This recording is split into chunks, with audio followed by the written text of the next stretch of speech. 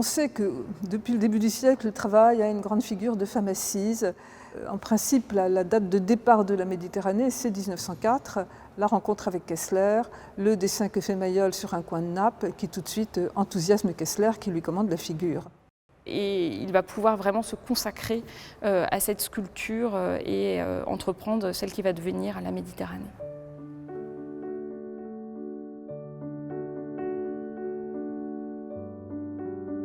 André Gide l'a décrite ainsi.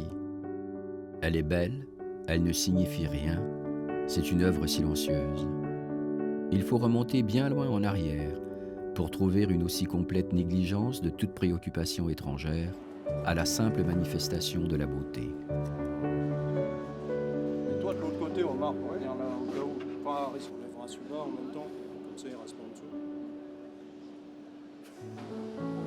Au Salon d'automne de 1905, la Méditerranée remporte tout de suite un grand succès et elle apparaît comme le manifeste d'une nouvelle sculpture ou d'un renouveau de la sculpture, allant à l'encontre de ce que fait Rodin. Il y a le texte très célèbre de Gide, où il oppose la sculpture de Rodin, cette sculpture véhémente, cette sculpture hurlant d'une certaine façon, à celle de Mayol, qui est au contraire une sculpture calme, une sculpture silencieuse.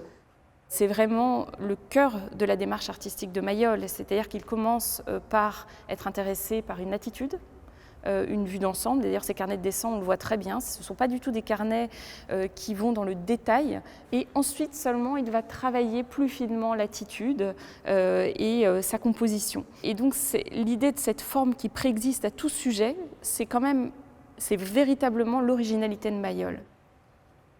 Je sais que c'est une sculpture qui a frappé parce que justement, elle était comme un grand ralentissement. On parle beaucoup du slow down actuellement, mais comme une sorte de grand ralentissement dans cette gesticulation de la sculpture du début du siècle. Je crois qu'elle a été incomprise et que le texte de Gide a un peu divisé ceux qui disaient finalement c'est quoi? C'est une beauté d'indifférence, c'est une beauté insignifiante. Et au fond, on avait des histoires qui vous étaient racontées à travers la pierre, alors plus ou moins bien. Mais là, les sculpteurs se disent, non, c'est fini, le grand récit, c'est fini. Maintenant apparaît l'autonomie de la forme. Et c'est quelque chose qui change totalement. Et je crois que ça, c'est important de le souligner. Donc Gide a raison.